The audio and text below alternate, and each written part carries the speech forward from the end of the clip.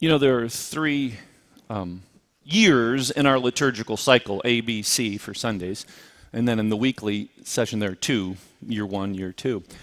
And so this is year A's gospel. There are different ones. There'll be a different one next year on Christ the King and a different one the following year.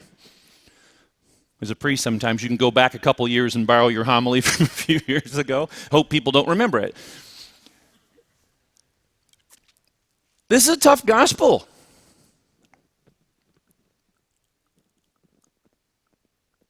I'm really struggling with where we find ourselves.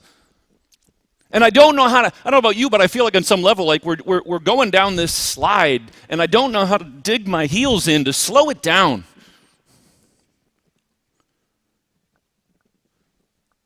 I don't say that in some like doom and gloom sense. It just hurts my heart to see where we find ourselves. All wrapped up as a world, as a country, as a church. And there's just a lot of screaming going on, a lot of name calling. And this gospel sets up Christ the King. Unlike any king, as I said in the opening, kings, Jesus is priest, prophet, and king. And we are baptized into all three roles. And on some level, we as humans like the king one because we just feel like we have to worship him. That's the easiest thing to do, isn't it?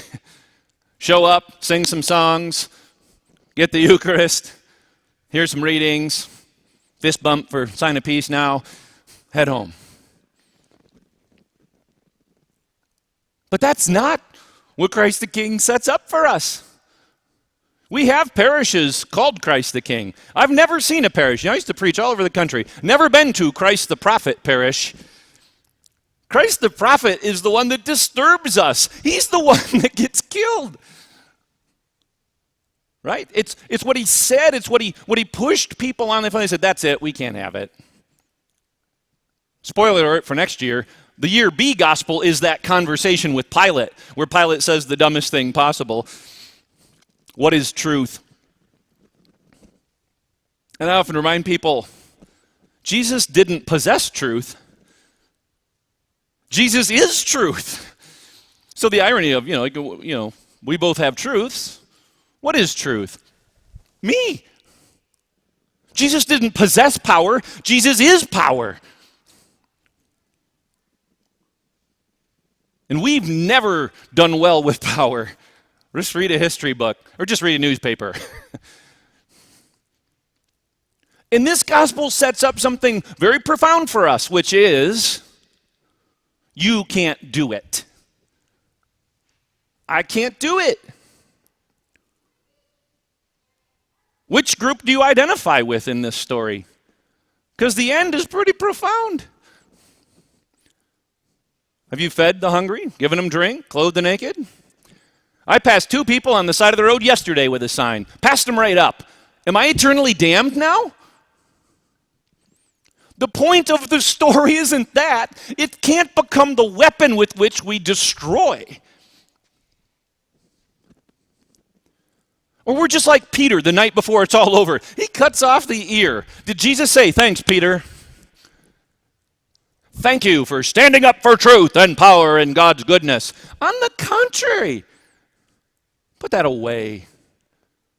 He's highly irritated with him. This story reminds us that we can't win on our own. And as much as people want to bring up those strong words from Christ throughout his life, they're always directed at the self-righteous. They're never directed at those that are sick, that are wounded. Go back to the first reading. Who is he going to bring in and heal? Those that are broken. The sleek and the strong he will destroy, says the prophet Ezekiel. And so sometimes people want to talk about dogma or teaching or theology, and it's all wonderful and very important. Don't misunderstand me. But this is the only time he speaks of the final judgment. And he didn't mention the Ten Commandments or mass attendance or any of it. He asked if we could see him in the least. And he didn't ask if we had the right bumper sticker, or if we screamed at someone, or if we told a family member, "I'll never speak to you again." That breaks my heart. People are digging in on truth in a way that Christ never did. And that's what I mean. I feel like I got to dig in and go, I'm not saying that's you, but I can feel it in myself too. We're all tired. We're exhausted.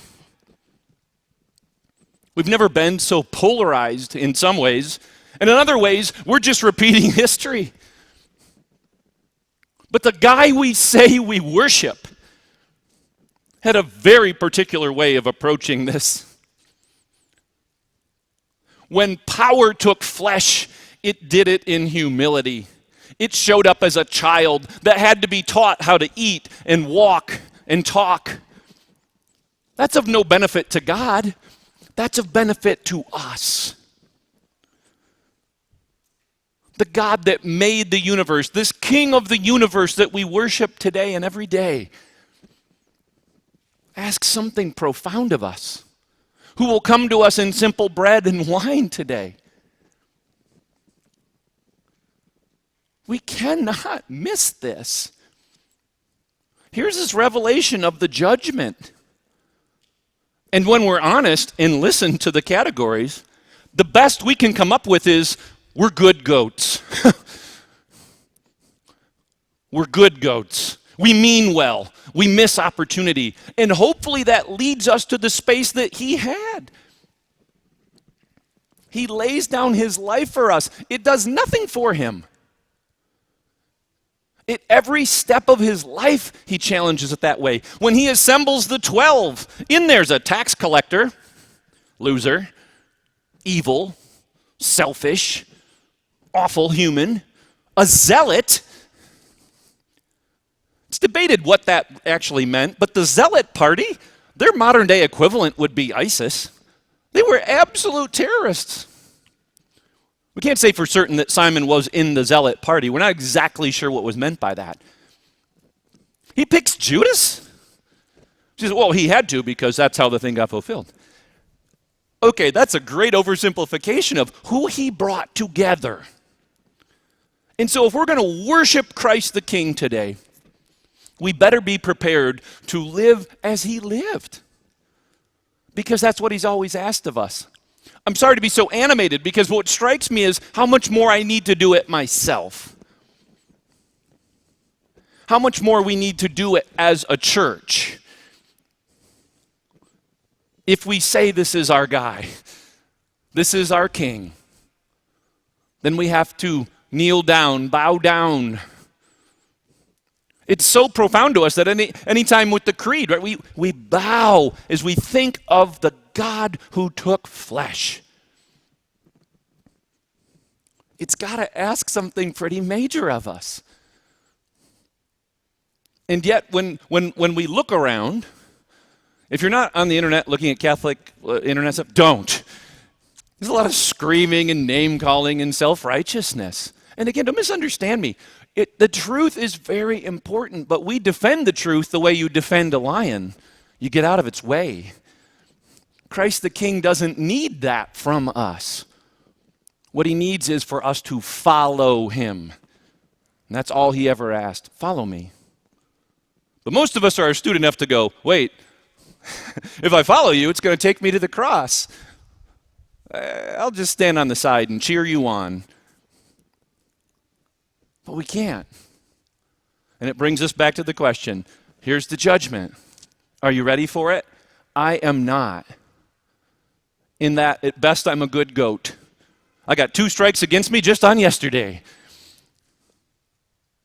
But that wasn't the point of the message. The point of telling us this way was to say, you need me. You need me to get there. And you need to bring others along with you, which is what he always did. As I said, his strong language was for the self-righteous, never for the wounded, those that were the least of these, those in prison.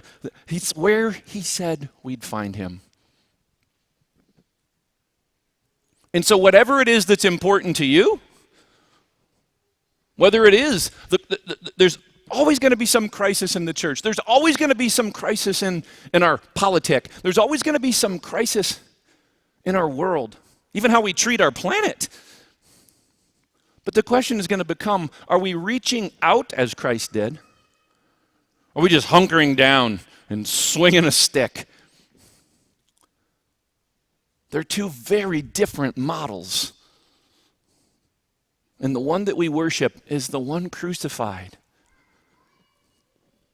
The one that breaks him, lets himself be broken and given to us this day in the Eucharist. Change our hearts, O Lord, that we would worship Christ the King in your power and glory, sure, but acknowledging that power was always expressed in meekness, in gentleness, humility of heart. That's tough, because there are a lot of things that are very important to us, that are very important to our world, that are very important to those who are the least. How do we lift them up? This is a huge challenge. I'm not presenting to you the answer of that except to say it's always got to be a surrender to this King. Not just worship of this King, but surrender to this King. And so as we prepare ourselves to receive him in this Eucharist, we just take a moment in our hearts to kneel and say, that is my King, the one who laid down his life for me. Even though at best I'm just a good goat, I believe with everything I have, if I can follow him as faithfully as possible, then it isn't this dichotomous choice that comes to the end. What we'll see is what we heard Paul say when we get there, is arms open, well done, good and faithful servant. Not because we did it perfectly, but because we did it faithfully, and we did it with humility. These are tough days. As I said, I've yet to run into someone lately who isn't exhausted by it. But now more than ever, we have to testify with our lives who we say we worship, who is our King. May God be praised.